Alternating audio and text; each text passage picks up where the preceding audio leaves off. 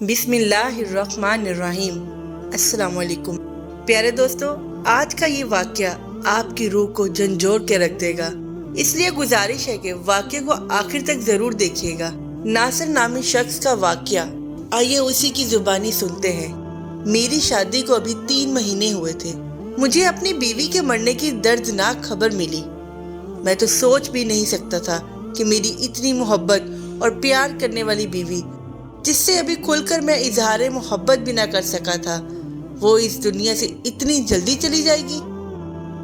میں نے اس کی محبت کو پورا کرنے کے لیے کسی قسم کی کمی نہیں چھوڑی تھی۔ جیسا وہ چاہتی تھی میں نے ویسا ہی کیا، پر زندگی نے میرے اوپر اتنا بڑا ستم کیا کہ میری بیوی بڑی جوانی میں مجھے چھوڑ کر چلی گئی۔ لیکن بیوی کے مرنے کے بعد ہی اصل کہانی شروع ہوئی، جس نے مجھے نہ صرف جھنجھوڑ کے رکھ دیا بلکہ بہت سارے رشتوں کی پہچان کروا دی۔ جیسے ہی میری بیوی کے مرنے کی خبر پھیلی تو میری بیوی کے میکے والے ہمارے گھر آ گئے۔ اس کی ماں مجھے لان تان کرنے لگی، کہنے لگی کہ تو نے ہماری بیٹی کو مارا ہے۔ وہ شادی کرتے ہوئے تو بہت خوش تھی، اس نے تو ہم سے کہا تھا اب اس گھر سے میرا جنازہ ہی نکلے گا۔ تو نے سچ میں اس کا گھر سے جنازہ ہی نکال دیا۔ کیا تجھے ذرا بھی شرم نہیں آئی؟ تو نے میری بیٹی پر اتنے ظلم کیے ہوں گے۔ اس لیے وہ بیچاری بولی ہی نہیں اور گھٹ گھٹ کر مر گئی۔ اب میں ان کو کیا سمجھاتا کہ میں تو اپنی بیوی سے ابھی تک کوئی تعلق قائم ہی نہیں کر سکا تھا، تو میں اس پر کیا ظلم کرتا؟ ابھی تو ہم دونوں کا رشتہ بھی بہت ہی زیادہ تکلف والا تھا، میں چاہ کر بھی اس کے قریب نہیں ہو سکا تھا۔ وہ اس قدر شرماتی للچاتی تھی، میں اس سے بات کرتا تو وہ منہ دوسری طرف پھیر لیتی۔ خیر، اس سارے چوہے بلی کے کھیل میں 3 مہینے گزر گئے۔ اس کے علاوہ ایک اور بڑا واقعہ ہو گیا جس نے مجھے زیادہ پریشان کیا۔ بیوی کے میکے والے کہہ رہے تھے کہ ہم میت کو اپنے گھر لے جائیں گے اور اپنے آبائی قبرستان میں دفن کریں گے، جبکہ میرے گھر والے بولے اب وہ ہماری ذمہ داری تھی، اس لیے اسے دفنایا بھی یہیں پر جائے گا۔ لیکن بیوی کے مائکے والوں میں سے ایک آدمی بہت زیادہ ضد کر رہا تھا کہ کسی صورت میں بھی ہم اپنی بیٹی کو یہاں دفن نہیں ہونے دیں گے۔ تم نے اس پر جتنے جی بھر کے ظلم کر لی ہے وہ کافی ہے، اب ہم اسے مر کر یہاں نہیں چھوڑ سکتے۔ خیر، کچھ نہ کچھ کر کے ان لوگوں نے میت کو یہاں سے نکال لیا اور یہ لوگ اسے اپنے گھر لے گئے۔ میں بہت زیادہ پریشان تھا، لیکن میری اس کے ساتھ نسبت ختم تو نہیں ہونے والی تھی۔ میں بھی اس کے ساتھ ہی چلا گیا۔ میں اپنی بیوی کو دفن کرتے وقت بہت پریشان تھا۔ میں نے جب اسے لحد میں اتارا تو میرا جسم کانپ رہا تھا، مجھے اپنی موت یاد آ رہی تھی۔ دل چاہا بیوی کے ساتھ میں بھی اس دنیا سے چلا جاؤں، لیکن میں ایسا نہیں کر سکتا تھا۔ تبھی مجھے پیچھے سے کسی نے دھکا دیا۔ میں نے پیچھے مڑ کر دیکھا تو وہی آدمی کھڑا تھا جس نے میری بیوی کا جنازہ یہاں لانے پر بہت ضد کی تھی۔ وہ مجھے کہنے لگا، ارے بھائی، اب کیا تم بھی اس قبر میں لیٹ جاؤ گے؟ نکلو یہاں سے۔ مجھے اس کا انداز بہت ہی عجیب اور نفرت والا لگ رہا تھا۔ میں قبر سے ذرا پیچھے ہٹ گیا۔ جلدی جلدی قبر پر مٹی ڈال دی گئی اور پھر تصویر مکمل کر دی گئی۔ وہی آدمی سب کو کہنے لگا کہ اب یہاں غیر اسلامی طریقے سے تماشا نہ لگایا جائے، سب لوگ اپنے اپنے گھروں کو چلے جائیں، اور تم میاں اب کیا اپنی بیوی کا ماتم کرتے کرتے اس دنیا سے اٹھ جاؤ گے؟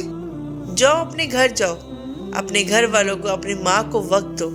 میں اس کی کڑوی سیدھی باتیں سن کر بہت پریشان تھا، لیکن کیا کرتا، یہ موقع ہی ایسا تھا کہ میں زیادہ بول بھی نہیں سکتا تھا۔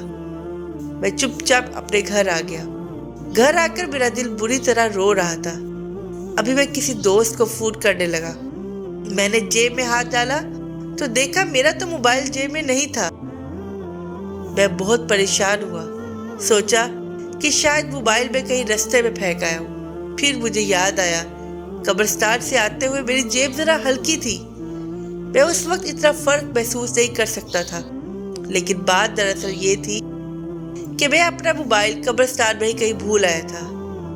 میں فوراً گھر سے نکلا۔ موبائل کے بغیر زندگی گزارنا مشکل لگ رہی تھی، یہ سب تو آپ ہی جانتے ہی ہوگے۔ میں فوراً اسی قبرستان میں پہنچا جہاں پر میری بیوی کی تدفین ہوئی تھی۔ وہاں پہنچتے ہی میری نظر پورے قبرستان پر پڑی، لیکن میرا موبائل کہیں نظر نہیں آیا۔ میں ادھر ادھر دیکھنے لگا، تبھی ایک بوڑھا آدمی میری طرف آیا اور بولا کیا ڈھونڈ رہے ہو؟ شاید وہ برا آدمی اس قبرستان کا گورکن تھا۔ بولا بس چاچا میں اپنا موبائل یہاں بھول گیا ہوں۔ کہیں تم اپنا موبائل قبر میں تو نہیں گرا ہے؟ چاچا نے بڑی حیرانی سے پوچھا تھا۔ ہاں یہ بھی ہو سکتا ہے، اصل میں جب میں قبر میں دیکھ رہا تھا تو مجھے کسی نے قبر سے ہٹانے کے لیے قمیص سے پکڑ کر کھینچا تھا، لگتا ہے میرا موبائل نیچے ہی گر گیا۔ یہ بات سن کر میں لرز گیا، تو کیا میرا موبائل اسی قبر میں گر گیا ہے؟ لگتا ہے کہ اب مجھے قبر کھودنی پڑے گی۔ توبہ کرو میاں، کیسی باتیں کرتے ہو؟ وہ آدمی اپنے کانوں کو ہاتھ لگانے لگا۔ چند ہزار کے موبائل کے لیے تم اللہ کا اتنا بڑا قانون توڑو گے؟ قبر اللہ کی حد ہوتی ہے، تمہاری بیوی کے سارے مائکے والے گھر والے اٹھ کر آ جائیں گے، وہ تمہیں زندہ نہیں چھوڑیں گے۔ تم ایسی بات ہرگز مت کرنا، وہ یہی سوچیں گے کہ تم نے ہی ان کی بیٹی کو مارا ہے۔ میں یہ بات سن کر حیران ہو گیا کہ اس آدمی کو میرے گھریلو مسائل کے بارے میں کیسے پتا تھا۔ یہ ایک گورکن تھا، پھر اس کو یہ بھی پتا تھا کہ یہ میری بیوی ہے اور اس کے گھر والے مجھ سے ناراض ہیں، اور یہ تو میری بیوی کے مائکے کا قبرستان ہے۔ شہر میں عموماً ایسی تفصیلات نہیں بتائی جاتی، نہ ہی کوئی دوسرے کے خاندان کے بارے میں جانتا ہے، پر یہ گورکن عجیب تھا جسے ہر طرح کی معلومات تھی۔ میں بڑا حیران ہوا لیکن چپ تھا۔ اس وقت غم ہی اتنا تھا کہ میں فوراً اپنے گھر لوٹ آیا۔ گھر آ کر میں نے یہ بات اپنی اماں کو بتائی۔ اماں کہنے لگی، ارے بیٹا اس میں پریشان ہونے والی کیا بات ہے؟ تم ایسا کرو کہ دوسرا موبائل لے لو، خام خواہ پریشان ہوتے ہو۔ اب اگر بیوی کی وفات کے بعد تمہارے پاس موبائل بھی نہیں ہوگا تو تمہارا دل اور بھی زیادہ پریشان ہوگا۔ اپنا دھیان بٹانے کی کوشش کرو، میں تمہیں پیسے دیتی ہوں، تم جا کر اپنے لیے نیا فون خرید لو۔ میں نے کہا، اماں اس نمبر پر تو میرے کافی سارے جاننے والے تھے، لیکن چلو آپ کہتی ہو تو میں ایسا ہی کروں گا، آپ مجھے پیسے دے دیں۔ ماں نے مجھے پیسے دے دیے تو میں اپنا نیا موبائل خرید لایا۔ میں نے اس موبائل میں نئی سم ڈالی، لیکن پھر ایسا ایک واقعہ پیش آیا جس نے مجھے مزید پریشانی میں ڈال دیا۔ رات کے 12 بجے تھے، میرے فون پر سگنل نہیں آ رہے تھے۔ اچانک سے سگنل آئے تو میں نے پہلا نمبر جو ملایا وہ اپنا پرانا نمبر تھا۔ شاید میں سگنل چیک کرنے کے لیے ایسا کر رہا تھا، میرے تو وہم و گمان میں بھی نہیں تھا۔ میرا خیال تھا کہ بس میرا موبائل قبر میں گر گیا ہے تو اب وہ ختم ہو گیا ہوگا، لیکن جیسے ہی میں نے فون میں نمبر ملایا تو اس پر بیل جانے لگی۔ یہ سن کر میرے رونگٹے کھڑے ہو گئے، مجھے عجیب سا ڈر لگنے لگا۔ میرا موبائل قبر میں ہے اور وہاں اس پر بیل جا رہی ہے، لیکن اگلے لمحے جو ہوا اس نے تو مجھے حیران کر کے رکھ دیا۔ میرا فون اٹھا لیا گیا تھا اور پھر جو ہوا اس کو دیکھ کر میں اس قدر حیران و پریشان اور تجسس میں مبتلا ہوا، فوراً اپنی جگہ سے اٹھ کھڑا ہوا۔ ماں بھی حیران تھی کہ یہ میں کیا کر رہا ہوں۔ ماں نے پوچھا، بیٹا کہاں جا رہے ہو؟ میں نے جواب دیا، اماں میں اپنی بیوی کی قبر پر جا رہا ہوں۔ کیا ہو گیا ہے؟ تمہیں پہلے موبائل کا بہانہ بنا کر گئے تھے، اب کون سی آفت آ گئی ہے؟ رات کے اس وقت تم اپنی بیوی کی قبر پر جا رہے ہو؟ اماں مجھے جانا ہوگا، یہ کہہ کر میں تو گھر سے نکل گیا۔ میں نہیں جانتا تھا کہ میری ماں میرے پیچھے کتنا پریشان ہوئی ہوگی، لیکن میرے دل میں صرف اور صرف ایک ہی خیال چل رہا تھا، اور وہ تھا میری بیوی کا خیال، کیونکہ جو کچھ میں نے سنا تھا اس کے بعد بھی خاموش تو نہیں بیٹھ سکتا تھا۔ میری پوری ذمہ داری بنتی تھی کہ میں اس معاملے کی جا کر تحقیق کروں، اس لیے میں اپنی بیوی کے آبائی قبرستان پہنچ گیا تھا۔ مگر جیسے ہی میں نے اندر قدم رکھا تو وہی گورکن مجھے ملا۔ ارے میاں تم یہاں بار بار کیا ڈھونڈنے آتے ہو؟ مجھے دیکھ کر وہ غصے سے بولا، گورکن میاں آپ کا کام کیا ہے؟ قبریں کھودنا؟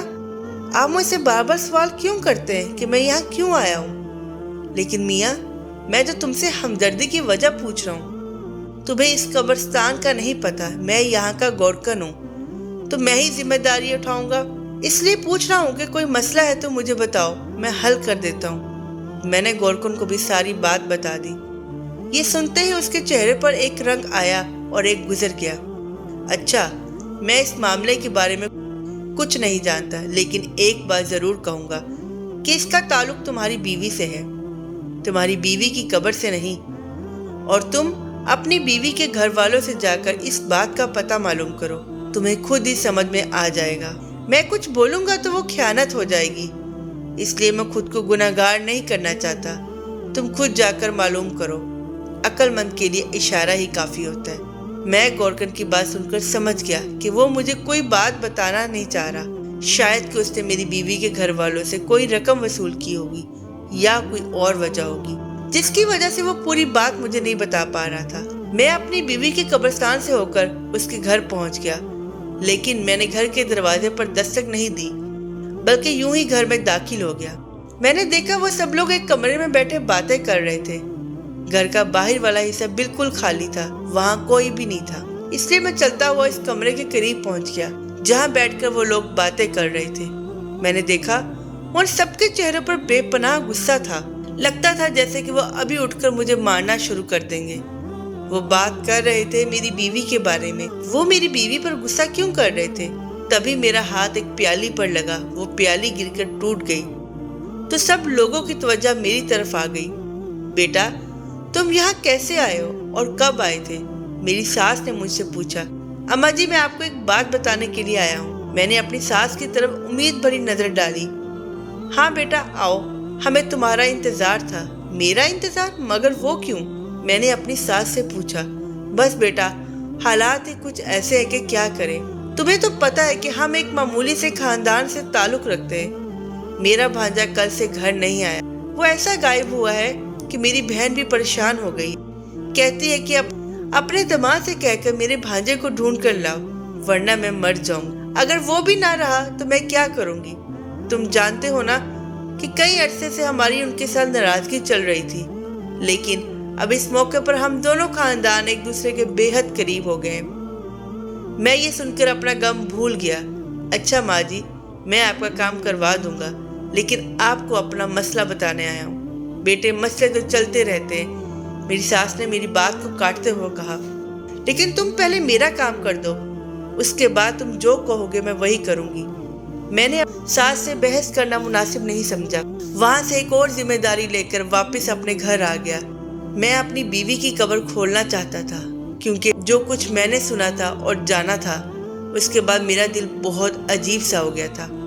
मैं चाहता था कि मैं अपनी बीवी की कब्र खोलूं, कब्र कुशाई करूं, लेकिन कोई भी मुझे इस बात की इजाजत नहीं दे रहा था। ना कोई मेरी बात पर यकीन कर रहा था।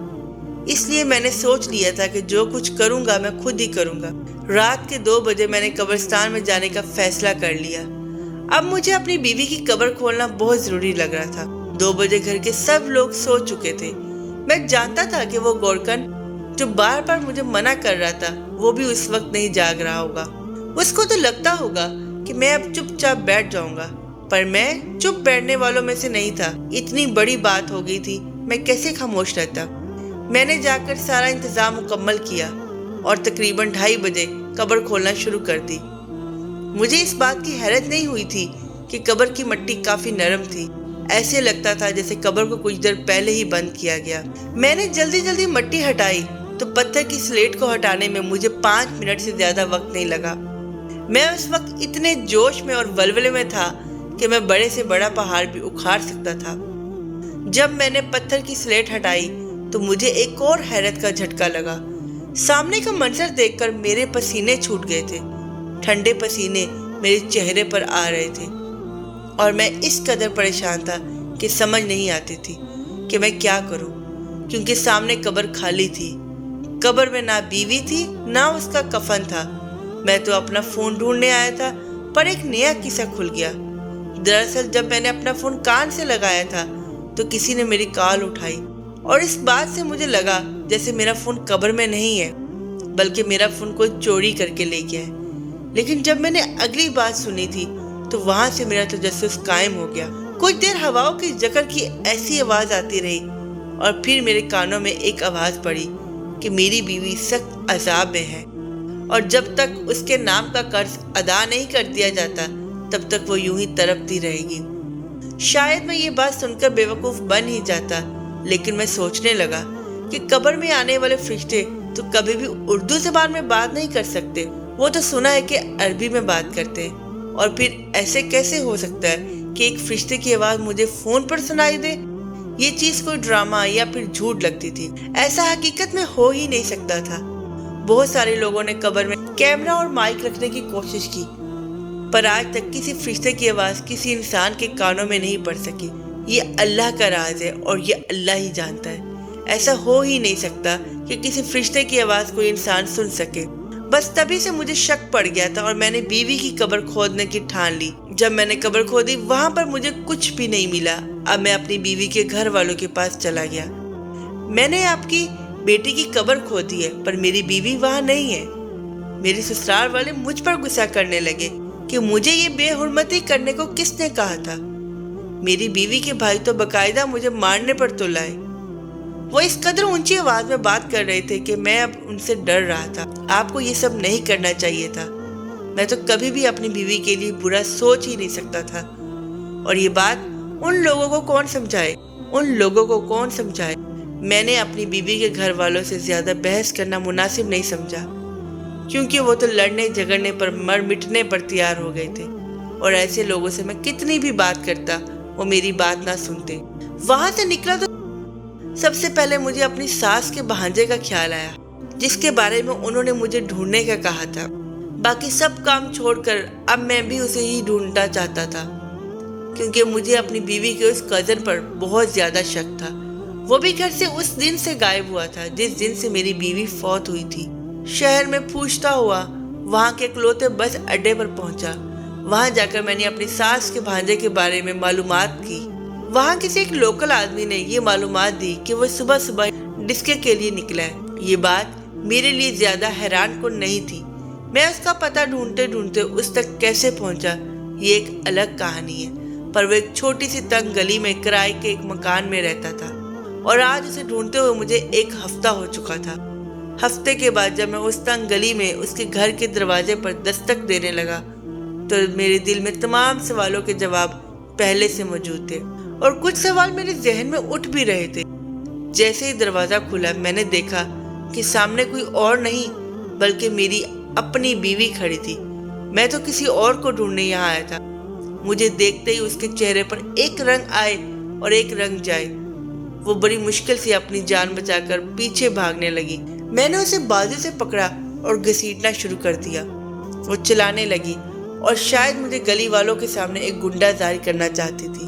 میں نے سب کو چپ کروا دیا کہ یہ میری بیوی ہے اور میں اسے ایسے یاد چھوڑ نہیں سکتا۔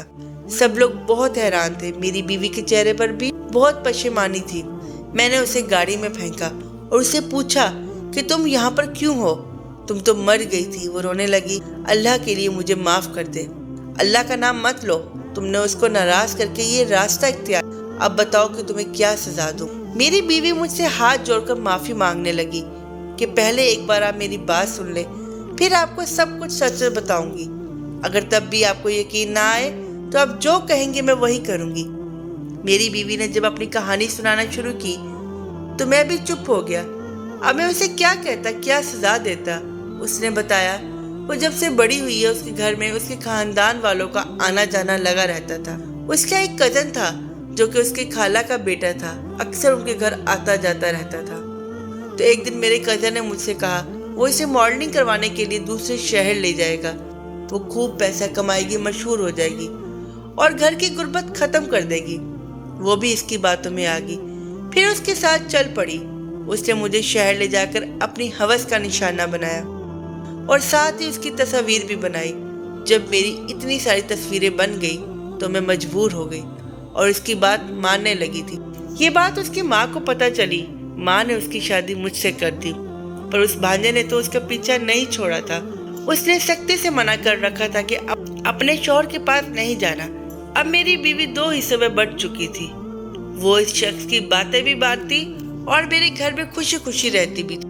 وہ اپنا غم کسی پر ظاہر نہیں ہونے دیتی تھی۔ پھر ایک دن اس کے خالہ جان نے ایک انوکھی فرمائش کر دی کہ تم برتھ ڈے کا ناٹک کرو، پھر میں تمہیں یہاں سے لے جاؤں گا۔ اس بیوقوف کو یہ بھی نہیں پتا چلا کہ ایک شخص کے نکاح ہوتے ہوئے دوسرا نکاح نہیں ہو سکتا۔ میری بیوی نے اس کے کہنے کے مطابق ناٹک کیا۔ اللہ جانے اس نے اتنی کامیابی کے ساتھ یہ سب کچھ کیسے کر لیا۔ جب میری بیوی کے مرنے کا اعلان ہوا اس کے میکے سے سب لوگ میرے گھر آ گئے تھے اور شاید اسے دفنانے میں جلدی بھی کر رہے تھے۔ یہی وجہ تھی کہ وہ آدمی ان سب کے پیچھے کھڑا تھا۔ اس نے سبھی کے منہ کو پیسے لگائے ہوں گے۔ اب وہ میری بیوی کو پیسہ کمانے کا ذریعہ بنا چکا تھا اور میری بیوی پر بہت ظلم بھی کرتا تھا۔ میری بیوی تو مجھ سے نظر ملانے کے قابل نہ رہی تھی، اسی لیے وہ اس کی ساری باتیں مانتی تھی اور دلدل میں پھنسی چلی گئی۔ اب اس کی زندگی جانور سے بھی بدتر ہو گئی تھی۔ میں نے اپنی بیوی کی سچائی جاننے کے بعد اسے دھتکارنے کے بجائے اسے حوصلہ دیا اور کہا، اگر تم اس برائی سے لڑنے کے لیے تیار ہو تو میں تمہارے ساتھ کھڑا ہوں۔ پھر چاہے کتنی بھی تصویریں یہ دنیا دیکھ لے، لیکن تم اس کے ہاتھوں یرغمال نہ بنو گی۔ اب میں اس آدمی کو خود بھی دیکھوں گا کہ یہ قانون کی گرفت سے کیسے بچ سکتا ہے۔ میں اپنے تعلقات استعمال کر کے اس شخص کو کیفے کردار تک پہنچانے کا ارادہ کر چکا تھا۔ تب بھی میں نے اپنی بیوی کا ساتھ نہیں چھوڑا تھا، کیونکہ لوگ اپنی بیوی کو ان لمحات میں اکیلا چھوڑ دیتے ہیں، وہ بذات خود مرد کہلانے کے قابل نہیں ہوتے۔ پیارے دوستو، اس کہانی سے ہمیں بہت سارے سبق مل رہے ہیں۔ آپ نے اس کہانی سے کون سا سبق حاصل کیا وہ ہمیں نیچے کمنٹ باکس میں ضرور بتائیے گا۔ اگر ویڈیو اچھی لگی ہو تو اسے لائک کر کے ہمارے چینل کو سبسکرائب کر دیں اور بیل آئیکن پر کلک کر دیں تاکہ آپ ہماری ہر نئی آنے والی ویڈیو سے باخبر ہیں۔ ابھی کے لیے ہمیں اجازت ہے، انشاءاللہ تعالی بہت جلد نئی ویڈیو کے ساتھ دوبارہ حاضر ہوں گے۔ اللہ حافظ۔